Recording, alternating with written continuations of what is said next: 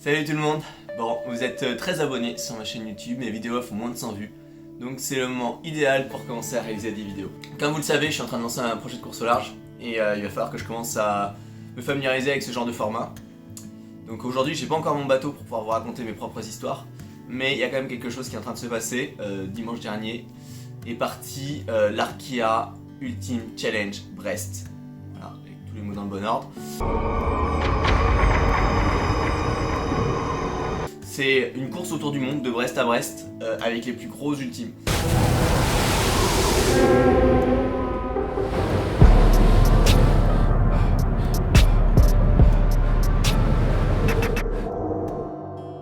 Et depuis 10 ans, on a une énorme révolution sur l'architecture navale, que ce soit du côté des ultimes ou du côté des monocoques. Sur les ultimes, on a vu l'apparition des foils, et surtout le perfectionnement des foils.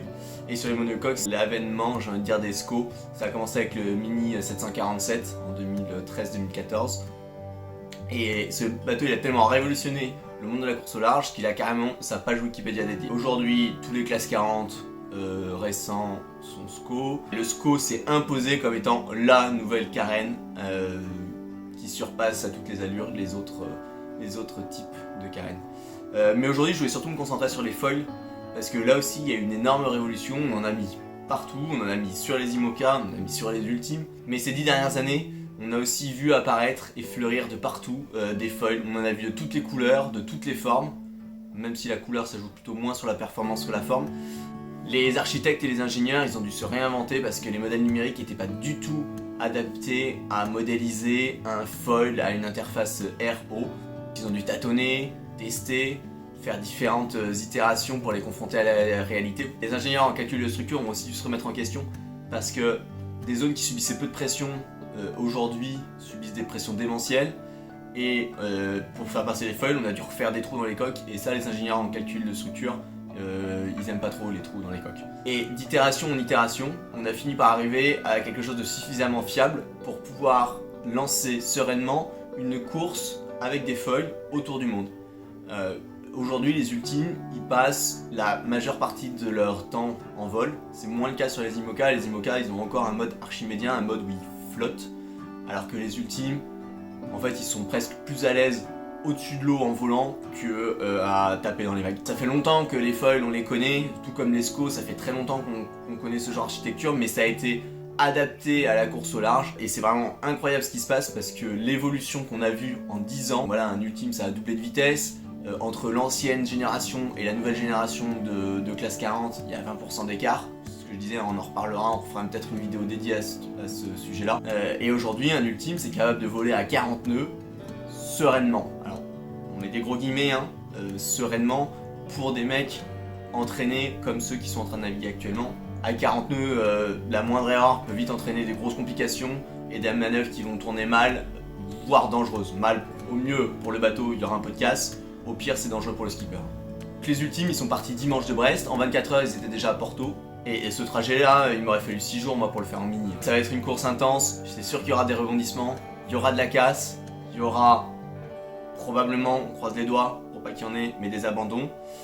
Sur cette course-là, contrairement à un Vendée Globe, ils ont le droit de s'arrêter. Ils ont le droit d'avoir de l'assistance. C'est des bateaux qui sont tellement compliqués que la moindre petite chose qui casse, ça prend des proportions démesurées à réparer et c'est très compliqué à faire en solitaire. Il y a une autre petite subtilité qui est plutôt pas mal dans cette course, c'est qu'il y a des zones d'exclusion pour les cétacés. Les bateaux ils vont tellement vite, tout ce qui est cétacés, dauphins, baleines, etc.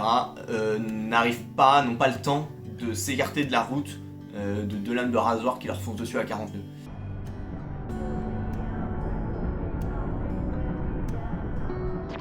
On espère qu'il y aura un maximum de bateaux à l'arrivée et que ça aura donné en 40 jours, autour de 40 jours, une course incroyable. Bon voilà, j'espère que cette vidéo vous a plu. J'ai volontairement fait un format très court.